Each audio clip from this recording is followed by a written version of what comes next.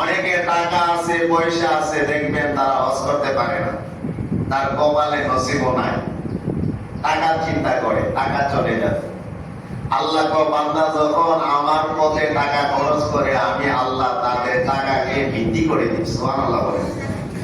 শুধু তাই নয়, এই টাকাটা আমি পবিত্র করে দিই, সম্পদকে আমি পবিত্র করে দিই, এভরিথিং যা কিছু আছে আমি তার জান মাল সবকিছুকে আমি পবিত্র করে দেই।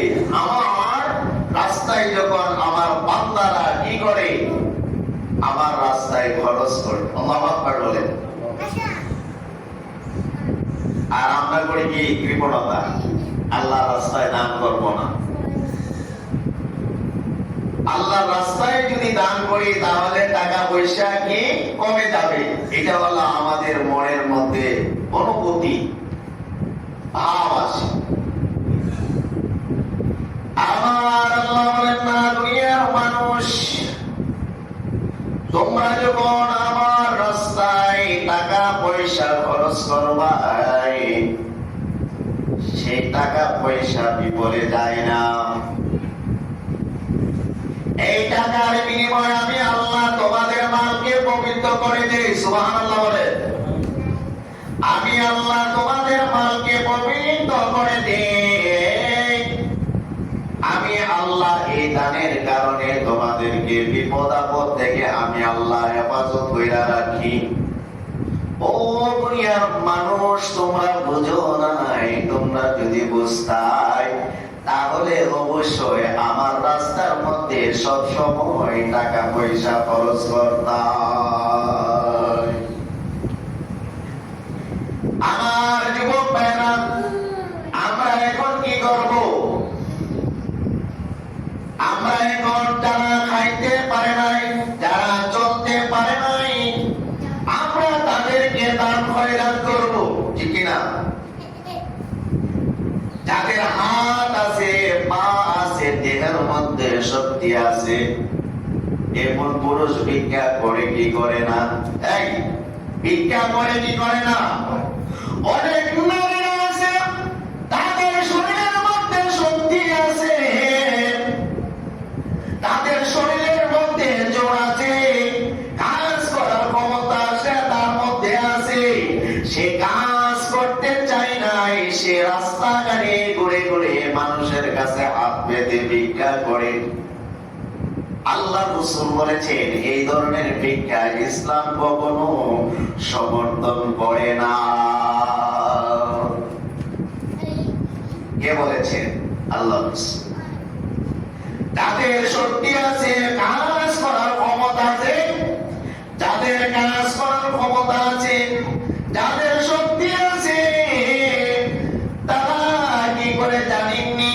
এখন বর্তমান যুগে কাজ করতে চায় নাই, তারা রাস্তাঘাটে নেমে যায়, হাতের হাত পেতে ভিক্ষা করে। ভিক্ষা করা রাসূলের আদর্শ নয়, কাজ করা হলো রাসূলের আদর্শ। কাজ করা হলো রাসূলের আদর্শ।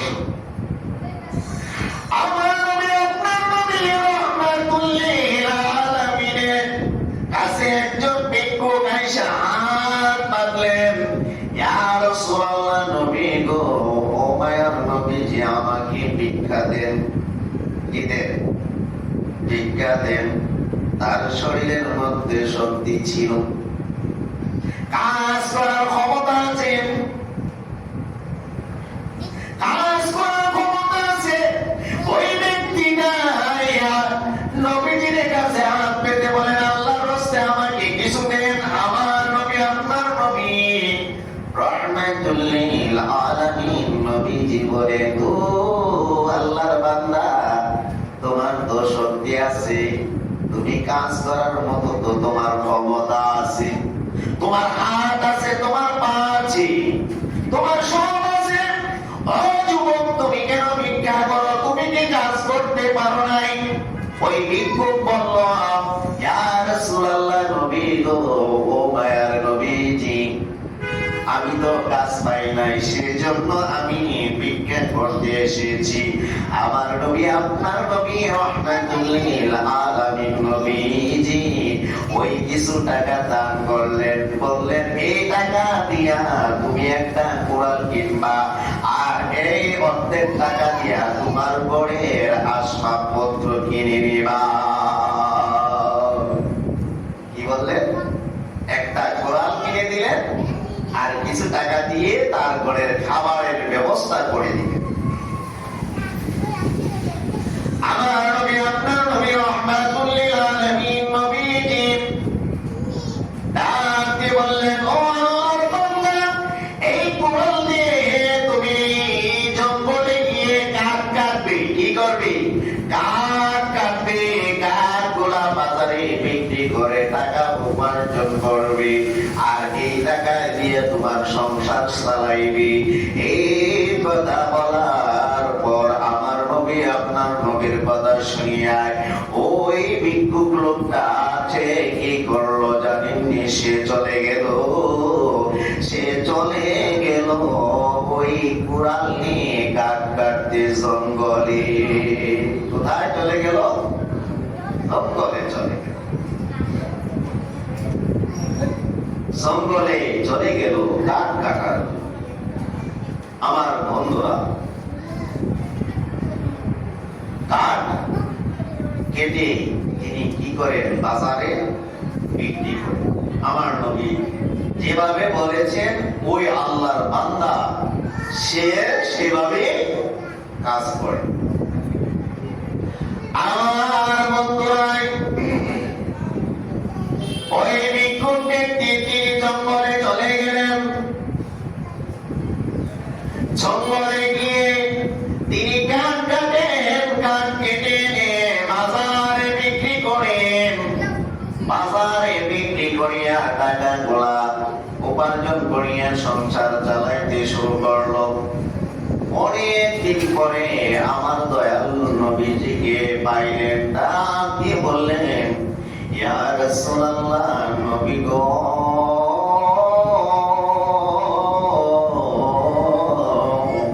ও মায়ার নবীজি, আপনি ওই দিন আমাকে একটা কোরআন কিনে দিলেন গো। ওই কোরআনটাই আমি নিয়ে জঙ্গলে চলে গেলাম। জঙ্গল থেকে গাছ এবং কাঠ কেটে ওই কাঠগুলা আমি বাজারে বিক্রি করে আমি টাকা উপার্জন করে এখন মোটামুটি একটু সবল হইলাম। আল্লাহু আকবার বলে, সবল হইলাম। ও নবীজি, ও মায়ার নবীজি, আমি সবল হইলাম। এখন আর ভিক্ষা করি না, এখন আমি কাজ করি। এতে বোঝা গেল ভিক্ষা করা ইসলাম কখনো সমর্থন করে না। কোন ভিক্ষুক? যাদের শক্তি আছে, যাদের হাত আছে, যাদের পা আছে, যে কর্ম করে খেতে পারে, ওই ব্যক্তির জন্য ভিক্ষা করা ঠিক নয়। সেই ভিক্ষুককে ইসলাম সমর্থন করে না, নবীও পছন্দ করছেন না। আর যাদের হাত নাই, পা নাই, বন্ধ, অবশ্যই তাদেরকে দান করবে। আবার শূন্য এটার মধ্যে লাগাইয়েন না। কিনা কইছে বুঝছেন না? এটা সেটা হুজুর আছে, ওয়াজ করছে, তাই হুজুর ভিক্ষা দিতাম না, তাইলে ভিক্ষুক আইলে ভিক্ষা দিতাম না। তাদেরকে দিবেন না, তাদেরকে যাদের শক্তি আছে, যাদের হাত আছে, যাদের পা আছে, যাদের কাজ করার ক্ষমতা আছে, ওই ধরনের ব্যক্তিকে কখনো ভিক্ষা দিবেন নাই। ভিক্ষা করা ভালো নয়। ইসলাম ওই ধরনের ভিক্ষুককে সমর্থন করে না। মনে রাখবে, একটা আরেকটা লাগাই না,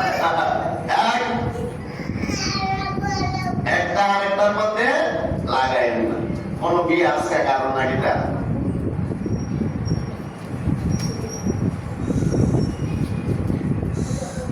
আমার বন্ধুরা, বিয়ে তো হবে, বিয়েও করা একটা, যাদের সমর্থন আছে তার উপর ফরজ, রাসূলের সুন্নাত।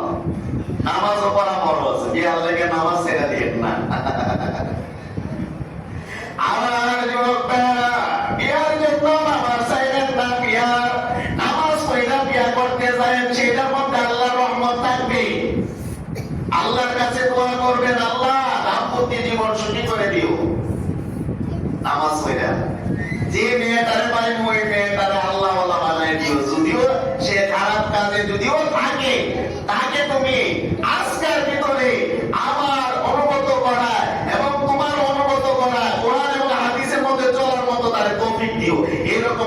করে দোয়া করে যাইবেন, আল্লাহ কবুল করবে।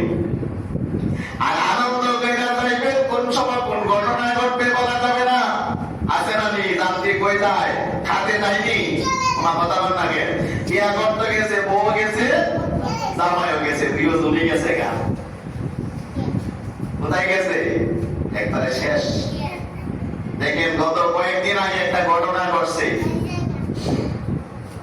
কয়েকদিন আগে একটা ঘটনা ঘটছে, যেমন পেটুয়াখালী ওমান থেকে একজন প্রবাসী,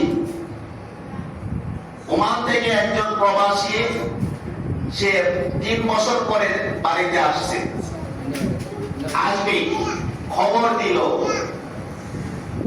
তার পরিবারে 11 জন লোক তাকে আমন্ত্রণ করার জন্য, তাকে আমন্ত্রণ করার জন্য আনার জন্য কোথায় গেল? এয়ারপোর্টে গেল। কোথায় গেল? এয়ারপোর্টে গেল। সকালবেলায় নামলো, তাকে রিসিভ করলো। রিসিভ করে ভাই বোন যারা আসিল 11 জন, সে ব্যতীত সবাই একটু আনন্দ করলো। গাড়ির মধ্যে উঠলো, নোহায় গাড়ির মধ্যে। ওই গাড়ি ওইটাই যখন নোহাদি তার বাড়িতে নিকটবর্তী হয়ে যাবে মুহূর্তে, ওই ড্রাইভার সারা রাত মনসম্ভবত সজাগ ছিল। হ্যাঁ, সে তার ঘুম এসে গেল, সে আর বলতে পারে না। নোহা গাড়ি ডাইরেক্ট খাদের মধ্যে বইয়া গেল, একবারে পানি। ওই প্রবাসী বাঁচলো, আর তার এক ভাই 4 জন বাঁচলো, আর 11 জন কি মারা গেল। 11 জন মারা গেলে একই পরিবারের 11 জন মারা গেছে, 7 জন মারা গেছে। একই পরিবারে 7 জন মারা গেছে, 4 জন বাঁচছে। তাইলে বিপদ কোন সময় আসবে বলা যায় না। আমার যুবক ভাইয়েরা গাড়ির মধ্যে উঠবে, আল্লাহর নাম স্মরণ করবে, গাড়ির মধ্যে উঠবে, আল্লাহর উপরে তাওয়াক্কুল, আল্লাহর উপরে ভরসা করে, আল্লাহ তুমি আমার জামিনার জিম্মাদার হইও, বিপদ আপদ যা কিছু আছে সবগুলো থেকে তুমি আল্লাহ হেফাজত করিও। গাড়ির মধ্যে পয়সা পয়সা নাই জ্ঞান কইলেন না, গাড়ির মধ্যে পয়সা পয়সা আনন্দ করিয়েন না, গাড়ির মধ্যে পয়সা পয়সা শয়তানের কাজ করবেন না। গাড়িটা হাওয়ার উপরে চলে, কোন সময় কোন অবস্থায় দুর্ঘটনা ঘটে কেউ বলতে পারবে না। এজন্য সব সময় আল্লাহকে স্মরণ করতে হবে। আল্লাহকে যখন স্মরণ করবে, আল্লাহ বলেন আমি বান্দার জামিনার জিম্মাদার হয়ে যায়। আল্লাহু আকবার বলেন, ঠিক না? আল্লাহর উপরে যখন ভরসা করবেন, তখন আল্লাহ কি বলে? আমি আল্লাহ জামিনার জিম্মাদার হয়ে যাই। আমার বন্ধুরা, যুবক ভাইয়েরা, তোমার মতো অনেক যুবক মারা যাচ্ছে, সে জানে নাই 11 জনের মধ্যে যে 7 জন হারিয়ে ফেলবে। ছোট্ট মাসুম বাচ্চা, সে বাইর হইতে পারে নাই, লাশটারে বাইর করেছে অনেক নারী। লাশটা বাইর হলো এ যুবক। ওমান থেকে যে প্রবাসী বাইরে আসলো, যে জায়গার মধ্যে আনন্দ করার কথা ছিল বাড়ির মধ্যে গিয়া, সেই জায়গার মধ্যে দেখা গেল 7 জন একই পরিবারকে সামনে নিয়ে 7টা কবর খুললো এবং 7টা মানুষের জানাজা পড়লো। ঠিক না? দেখছেন তো? এটা খুবই দুঃখ লাগছে। কার কোন হালেতে হবে কেউ বলতে পারবে না। এই জন্য আল্লাহকে স্মরণ করতে হবে। এত আনন্দ করিও না, এত আনন্দ করিও না যে আনন্দটা আল্লাহ পছন্দ করবে না। আল্লাহ সুযোগ দিয়ে যেদিন ধরবে সেদিন ছাড়বে না। ট্রেনে চলেন, গাড়িতে চলেন, যে হালতে চলেন, আল্লাহকে স্মরণ করেন, মনে মনে জিকির করবেন। এটা খেয়াল রাখবেন সবসময়। গাউসে পাকের নাম নিয়ে আল্লাহর উপরে ভরসা রেখে চলবেন, আল্লাহ হেফাজত করবেন। গাউসে পাক সাধারণ ব্যক্তি ছিলেন না। সুবহানাল্লাহ বলেন। অলিকুলের শিরোমণি, অলিকুলের শিরোমণি, যাকে আল্লাহ নিজে একবারে মায়ের পেট থেকে অলি বানাইয়া পৃথিবীর মধ্যে প্রেরণ করেছে। সুবহানাল্লাহ। শুধু একমাত্র গাউসে পাক আব্দুল কাদের জিলানী আর কোন আল্লাহর বান্দারে এইরকম অলি বানাইয়া পাঠায়। আমার বন্ধুরা যারা আল্লাহর ওলি হন, আল্লাহ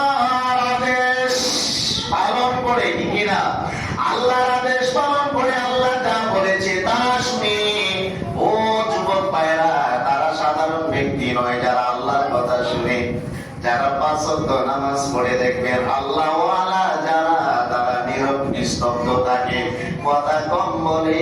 যত কথা কম বলবেন তত মিথ্যা কথা থেকে বাঁচতে পারবেন, ঠিক না? এই মিথ্যা কথা থেকে বাঁচতে পারবেন। বর্তমান আমাদের সমাজে এখন সত্য গোপন হয়ে গেছে, মিথ্যা প্রচলন হয়েছে। এই কি হয়েছে? মিথ্যা প্রচলন হয়েছে। মিথ্যা ছাড়া আমাদের মধ্যে এখন কোনো কথা নাই। যাই বলি মিথ্যা, যাই বলি মিথ্যা। কোথায় আছেন? আছি আমি হবিগঞ্জ, বলি আমি আছি শায়েস্তাগঞ্জ। কোথায়? মোবাইলের মাধ্যমে। সত্য বলছি নি? এই মাত্র 5 মিনিট আসতেছি, আসতে আসতে লাগে 1.5 ঘন্টায়। কত সময় হইল? 5 মিনিট। কি দরকার আছে আপনি 5 মিনিট কথা বলা? বলতে 1.5 ঘন্টায় আমার সময় লাগবে, আমি অনেক দূরে আছি। আপনার জন্য সেই ব্যক্তি অপেক্ষা করতো না। মৃত্যুর যন্ত্রণার চাইতে অপেক্ষাটা ভয়ানক। আপনি অপেক্ষা করতেছেন। এই জন্য আমার বন্ধুরা সদা সর্বদাই সত্য কথা বলবো, কখনো মিথ্যা কথা বলবো না। আজকাল প্রথম কথা, যুবকদেরকে, মুসলিম বাবাজিদেরকে আজকাল প্রথম কাজ হলো সর্বদাই সর্ব অবস্থায় সত্য কথা বলবো, মিথ্যা কথা বলবো না, ফাঁকিবাজি করবো না, কাউকে খুশি করার জন্য মিথ্যা বলবো না, ঠিক কিনা? আমাদের সমাজের মধ্যে এখন মানুষকে খুশি করার জন্য অনেক সত্য কথা বলে। তার মনে কষ্ট পাবে না, কষ্ট পাবে না। তারে যদি সত্য কথা বলেন সে সংশোধন হবে। আপনি যদি মিথ্যা কথা বলে তাকে সম্মান দেন, আসলে তার কাজটা ঠিক হয় না, এরকম নয়। তাকে গোপনে কথাগুলা বলবেন, সবার সামনে নয়, সত্য কথাগুলা। যে ভাই আপনার এই সমস্যায় আছে, আপনি সমাধান করেন, ঠিক না? এটা হলো ইসলাম সম্বোধন করে, কিন্তু সবার সামনে নয়। আর যুবক ভাইরা, আল্লাহর ওলি যারা ছিলেন তারা কখনো মিথ্যা কথা বলতেন নাই। তারা সর্বদাই সত্য কথা বলতেন, কখনো খারাপ কাজ করতেন নাই। 5 ওয়াক্ত নামাজ পড়তেন। কি করতেন? 5 ওয়াক্ত নামাজ পড়তেন, হজ করতেন, যাকাত দিতেন, আল্লাহর প্রেমে মুগ্ধ থাকতেন। আমার নবী, আপনার নবী রাহমাতুল লিল আলামিন নবীজি বলেছেন, ও উম্মত, উম্মত রে উম্মত, তোদেরকে আমি জানিয়ে দিই, তোরা কি আমার কথা শুনবি নাই? আমি তোদেরকে কথাগুলা বলবো, তোরা কি আমার কথা পালন করবি নাই? আমি কি তোদেরকে জানাবো কি নাই? তখন আল্লাহর নবী সাহাবী ডাক দিয়া বললেন, ইয়া রাসূলুল্লাহ, নবী গো, ও মায়ার নবীজি, আপনি আমাদেরকে জানিয়ে দিন। ও জানানোর আগে সর্বপ্রথম কাজ হলো তোমরা রাত্রের বেলা কিছু কিছু সময় ঘুমাইবা, আবার কিছু সময় জেগে ইবাদত করবা, নামাজ পড়বা। কিছু সময় ঘুমাইবা, আবার কিছু সময় কি করবা? জাগিয়া নামাজ পড়বা। আর এটা হলো শরীরের হক। আল্লাহু আকবার বলেন। এটা হলো কি? শরীরের হক। কিছু সময় ঘুমাইবা, আবার কিছু সময় রাত্রের বেলা জেগে নামাজ পড়বা, আল্লাহর ইবাদত করবা। এটাকে বলা হয় তাহাজ্জুদের নামাজ, ঠিক কি না? কিসের নামাজ? তাহাজ্জুদের নামাজ। আমরা তো তাহাজ্জুদের নামাজ পড়বো দূরের কথা, 12টার সময় অথবা 10টার সময় যখন ঘুমায়, দিনের বেলা সকাল 10টা, অনেকের 9টা, অনেকের 8টায়, অনেকের 7টায়। বিশেষ করে এখন শাস্তাগঞ্জের মানুষ 8টা ছাড়া ঘুম থেকে ওঠে না, ঠিক না? আগে কিন্তু উঠতো, বছরের সময় এটা দেখতো, অথবা 7টা, 6:30 আজান দিলে উঠে যাইতে। আর বর্তমান এখন যে সুযোগটা আইছে, যে যুগটা আইছে, যে আমাদের মা বোনরা, বিশেষ করে আমার ভাইয়েরা, রাত্রে সজাগ থাকে 12টা থেকে 1টায়। কি করে? টিভি দেখে।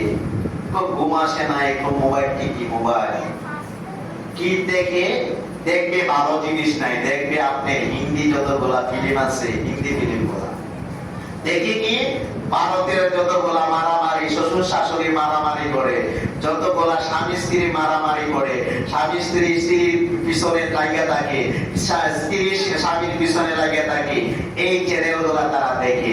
দেখা বর্তমান বাংলাদেশের নারীরাও স্বামীর পিছনে লাগিয়ে ঝগড়া করে, এগুলা শিখে, ক্রিমিনালি শিখে।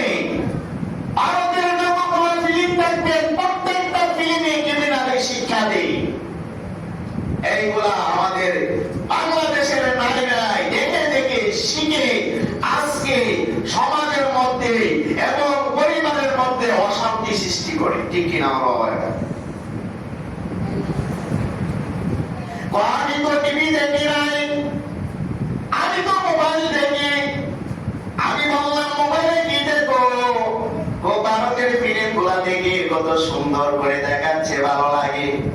মাথার মধ্যে কাপড় নাই আমার যুবক ভাইয়েরা, মাথার মধ্যে কাপড় নাই। ওই নারীর মাথার মধ্যে কাপড় নাই, বুকের মধ্যে কাপড় নাই।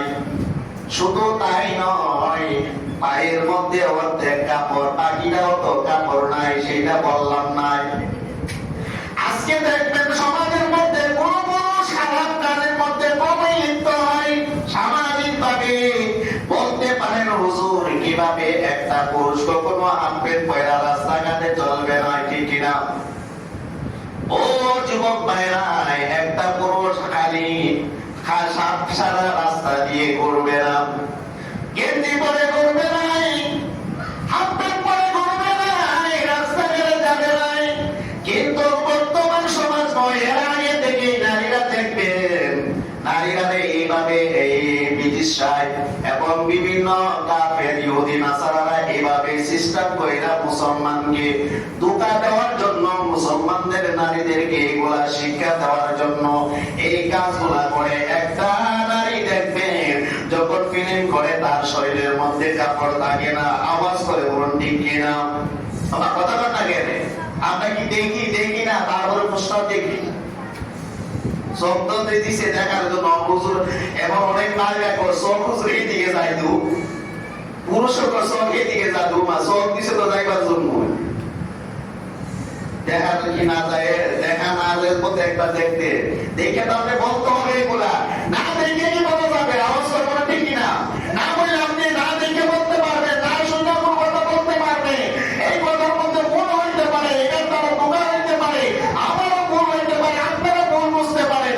বর্তমান সমাজে আপনারা দেখবেন পোস্টারের মধ্যে, এমনকি শাড়ি কাপড়ের মধ্যে, বিভিন্ন আইটেমের মধ্যে নারীদের উলঙ্গ ছবি। আওয়াজ করবো ঠিক কিনা? নারীদের উলঙ্গ ছবি লাগিয়ে রাখছে, কিন্তু একটা পুরুষের এরকম ছবি নাই। কারণ নারীদেরকে দিয়াই সমাজ জাতিকে অধঃপতন করতে পারবে একমাত্র কারা? কাফেররা চিন্তা করেছে মুসলমান জাতিকে যদি ধ্বংস করা যায় একমাত্র নারীদেরকে দিয়েই ধ্বংস করা যাবে, পুরুষদেরকে দিয়ে কখনো ধ্বংস করা যাবে না। নারীদেরকে অবমাননা করে আমি এই পৃথিবীর মধ্যে বা ফিল্মের মধ্যে দেখাইবো, এইগুলা কোন না কোন মুসলমান নারী অনুসরণ করবে, তখনই একটার পর একটাই আমি ইসলামের মধ্যে কি করতে পারবো? সত্য ঢুকাইতে পারবো। আস্তে আস্তে দেখা গেল তাকে অনুসরণ করে অনেক নারীরা এই পথে চলবে, ঠিক কিনা? ঠিক কিনা?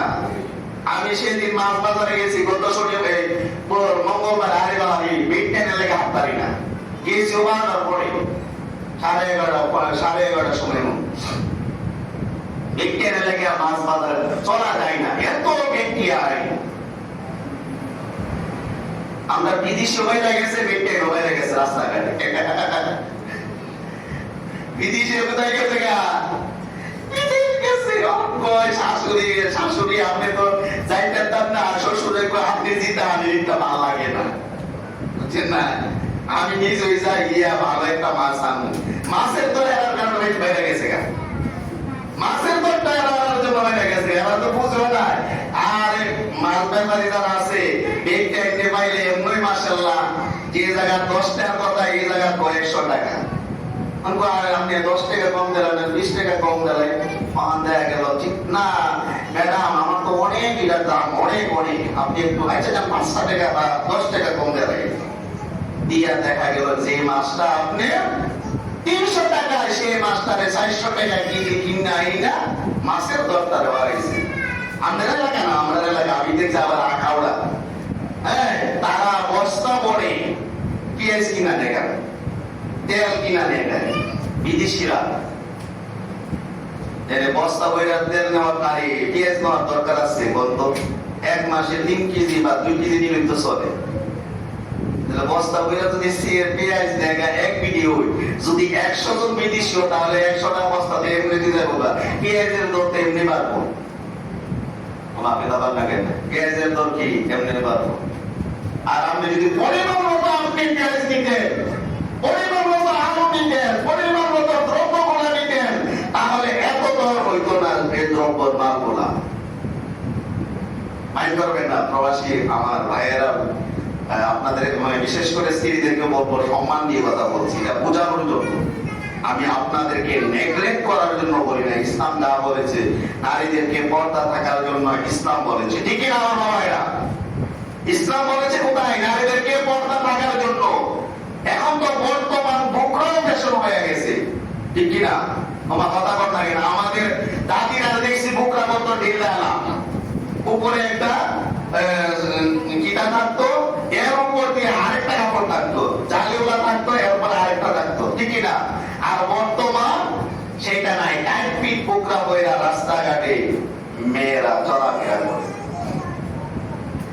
মহিলারা চলাফেরা করে। আল্লাহ রাসূল বলেছেন, ও নারীরা তোমাদের অঙ্গ প্রত্যঙ্গ যেন পুরুষরা না দেখে। মা ফাতেমা জীবন যাপন করেছেন, দেখতে পারেন নাই কোন পুরুষ। এমনকি মা ফাতেমা যখন দুনিয়া থেকে চলে গেলেন, এর আগে মা ফাতেমার স্বামী হযরত আলী রাদিয়াল্লাহু তাআলা আনহুকে বলেছিলেন, আপনি তো জানি থাকতে পারবেন না, তারপরে আপনি যখন আমার কথা যখন আপনার স্মরণ হবে, আমার কবরের পাশে আপনি যাইবেন, আমি আপনার সাথে কথা বলবো। আল্লাহু আকবার বলেন, আমি আপনার সাথে কথা বলবো, নীরবে থাকবেন। যেদিন চলে গেলেন ওনার দাফন করা হয়েছিল রাত্রের বেলা। আল্লাহু আকবার বলেন, সকাল বেলায় যখন মানুষ শুনলো যে নবীর কলিজার টুকরা ফাতেমা চলে গেলেন, ওনারে তো আমরা দেখতে পারি নাই, আজকে একটা কাজ করি, ওনার কবরটা দেখতে আছে, উনি কত বড় লম্বা ছিলেন, কত বড় লম্বা ছিলেন, কতটুকু লম্বা ছিলেন, তার কবরটা দেখলে তো বুঝতে পারবো। আল্লাহর লীলা খেলা বোঝা বড় দায়। সকালবেলা এই কবর একটা নয়, শত শত কবর হয়ে গেল, কোনটা ফাতেমা রাদিয়াল্লাহু তাআলা আনহার কবর কেউ বলতে পারে না। আল্লাহু আকবার বলে, কোনটা ফাতেমা রাদিয়াল্লাহু তাআলা আনহার কবর সেইটাই বলতে পারে না। এটা হলো আল্লাহর লীলা খেলা। সম্মান বাড়ানোর মালিক কে? আল্লাহ। কারণ ফাতেমা রাদিয়াল্লাহু তাআলা এমন ভাবে চলাফেরা করছে যে ফাতেমা রমণীদের সর্দার থাকবেন কোথায়? জান্নাতের মধ্যে। সুবহানাল্লাহ বলে, সেই নারী কি ওইরকম হবে? আমার যুবক ভাইয়েরা, আমি বিশেষ করে আপনাদেরকে বিনীত অনুরোধ করে বলবো, আপনাদের স্ত্রীরা আপনারা নিজেরাই বলে হেফাজত করতে হবে, এইরকম চলাফেরা থেকে বাধা দিতে হবে। এইরকম চলাফেরা এখন বর্তমান সমাজে আমরা পুরুষ যারা আছে, আমাদের কারণে আজকে আমরা নিজেরা কলঙ্কিত, ঠিক না? কারণ আমাদের স্ত্রীরা আমাদের কথাই শুনে না। আমাদের স্ত্রীরা বলি ঘরে থাকতো, সে কেউ ঘরে থাকবো না। আমার স্ত্রীদেরকে আমি বলি মোবাইলে অন্য পুরুষদেরকে সাথে কথা বললো না, দেখা গেল আমার কথাই তারা শুনে নাই। সে বলে তোমারে ভালো লাগে না, আমার অন্য পুরুষের সাথে কথা বলতে ভালো লাগে, মনে মনে বলতে। মনে মনে যদি না বলে, আপনি যে কথা অন্য পুরুষের সাথে বলবেন, এই কথাটা আপনার সাথে করুক না। দেখো মা কথা থাকে বললইতে প্রেমের আরো পরিধি বাড়বে, প্রেমের মহাবীর বলার ফলে মনের মধ্যে অন্তরের মধ্যে প্রেম ভালোবাসার সৃষ্টি হবে। আর প্রেম ভালোবাসার যখন সৃষ্টি হবে, সমাজে জাতি এবং ঘরের মধ্যে শান্তি আসবে। ঠিক কিনা আমার বাবা? আবার আপনার থেকে আপনার মেয়েরা শিখবে, আপনার থেকে আপনার ছেলেরা শিখবে। আপনি যদি সারাক্ষণ আপনি ঘরের মধ্যে ঝগড়া জাতির মধ্যে থাকেন, আপনার ছেলে দেখবে, আপনার মেয়ে দেখবে আপনি আপনার ওয়াইফের সাথে কথা বলেন নাই, আপনার ছেলে দেখতেছে আপনি কথা বলেন নাই, আপনার ওয়াইফ আপনার সাথে কথা বলে নাই, আপনার মেয়ে দেখতেছে আপনি আপনার মানে তার ওর মার সাথে কথা বলেন নাই। তখন তাদের মধ্যে একটা খটকা জমে যায়, কি ঘটনায় কি ঘটতেছে, আমার মাও আমার বাবার সাথে কথা বলে না, আমার বাবাও আমার মার সাথে কথা বলে না। কারণ কি? তাদের মধ্যে একটা কি হয়, একটা মনের মধ্যে একটা ধারণা সৃষ্টি হয়ে যায়, মনে হয় আমার মা এবং আমার আব্বা দুজনে ঝগড়া করেছে, এই জন্য কথা কয় না, ঠিক কিনা? তখন ওই মেয়ে যদি বুঝে, তখন মারে জিজ্ঞাসা করে, মা তুমি কেন বাবার সাথে কথা বলো না? মা তারা মেরে কয়, এত কথা তুই বুঝিস না, তুই চুপ কর, তোরা তোরা খানা খাইবি, তোরা তোরা পড়া পড়ি। এই কথা বলে কি বলে না? তোরা তোদের খানা খাইবি, তোরা তোরা তোদের পড়া পড়বি, আমরা তো কি করে এটা তোর জানা দরকার নাই। এমন নারী আছে কি আছে না? অবশ্যই আছে। এই জন্য আমার পুরুষ যারা আছেন, পুরুষদেরকে বলবো, যুবকদেরকে বলবো, যাদের মাধ্যমে সমাজ গঠন করা হবে, যাদের মাধ্যমে সমাজ চলবে, তারা যদি ঠিক থাকে আর সমাজে কখনো অশৃঙ্খল হবে না, বিশৃঙ্খলা হবে না। আমরা পুরুষ যারা আছি, আমাদের গর্ব যদি আমরা ঠিক করি, কখনো অশৃঙ্খল আমার স্ত্রী যখন রাস্তা দিয়ে বাইর হবে না, আমার দ্বারা আমার একটা নারী হেফাজত হইল। আমি যদি আমার এই বোনকে হেফাজত করে রাখি, তাহলে দেখা গেল আমার বোনের কারণে এই সমাজ একটা হেফাজতে থাকবে। তাহলে প্রত্যেকটা পুরুষে প্রত্যেকটা জায়গা থেকে প্রত্যেকের স্ত্রীকে পর্দা থাকার জন্য আদেশ করতে হবে। আওয়াজ করে বলুন ঠিক কিনা? তখন এই সমাজ শান্তিতে আসবে, তখনই সমাজের মধ্যে বিশৃঙ্খলা হবে না, তখনই সমাজের মধ্যে আল্লাহর রহমত আসবে, তখনই সমাজের মধ্যে শান্তি নসিব হবে। আর যদি এইভাবে চলাফেরা করে, তখন আল্লাহ পাক রব্বুল আলামিন তার কুদরতি দ্বারা সমাজে জাতি দেশের মধ্যে গজব দিবে। আওয়াজ করে বলুন ঠিক কিনা আমার বন্ধুরা? এই জন্যই আল্লাহ ওয়ালা যারা, তাদের ক্ষেত্রে বলেছেন, আলা ইন্না আউলিয়াল্লাহি লা খাউফুন আলাইহিম ওয়া লা হুম ইয়াহজানুন। যারা আমার আল্লাহ ওয়ালা, নিশ্চয় আল্লাহ তাআলা সাবধান করেছেন, সাবধান, তাদের ব্যাপারে কোনো মন্তব্য করা যাবে নাই। আল্লাহ তাআলা বলা হয়েছে সাবধান সাবধান, ইন্না আউলিয়াল্লাহ, নিশ্চয় যারা আমার বন্ধু, লা খাউফুন, তাদের কোনো ভয় নাই, ওয়া লা হুম ইয়াহজানুন, তাদের কোনো চিন্তাও নাই। তাই আল্লাহ ওয়ালা যারা, আল্লাহর প্রেমিক যারা, আল্লাহকে যারা ভয় করে, আল্লাহকে যারা ভয় করে ইবাদত করে, শুধু আল্লাহ আল্লাহই করে, নবী রাসূলের প্রেম ভালোবাসায় নিয়ে সমাজে জাতির কাছে ইসলাম প্রচার করে, তাই আল্লাহ ওয়ালা তাদের ইবাদতের ক্ষেত্রে আল্লাহ বলেছেন তাদের কোনো ভয় নাই, তাদের কোনো চিন্তা নাই, তারা আমার বন্ধু, শুধু দুনিয়াতেও নয়, আখিরাতে নয়, আমি আল্লাহ বিনা হিসাবে তাদেরকে জান্নাতে দিয়ে দিব। চিৎকার করে বলুন আল্লাহু আকবার। এদিকে আল্লাহ দিবেন, আমি আপনি হিংসা করা দরকার আছে, তবে নবীর প্রেম ভালোবাসা অন্তরের মধ্যে থাকতে হবে। এই ক্ষেত্রে আমার নবী বলেন, লা ইউমিনু আহাদুকুম হাত্তা আকুনা আহাব্বা ইলাইহি মিন ওয়ালিদিহি ওয়া ওয়ালাদিহি ওয়ান নাসি আজমাইন। তারা মুমিন হতে পারবে না, তারা যারা আমাকে পালন করে ভালোবাসলো নাই, পরিবারের চাইতে বেশি ভালোবাসলো নাই, এবং ছেলেমেয়ের চাইতে বেশি ভালোবাসবে নাই, নিজের চাইতে বেশি ভালোবাসবে নাই, তারা কখনো মুমিন হতে পারবে না। আর যারা আমাকে তাদের চাইতে বেশি ভালোবাসবে, মুহূর্তের মধ্যে যখন বলা হবে নবীর জন্য কুরবান হয়ে যাও, মুহূর্তের মধ্যে তার জীবনটা আল্লাহর রাস্তায় দান করে দিবে নবীর জন্য, তো এই ব্যক্তিগুলাই মুমিন হতে পারবে।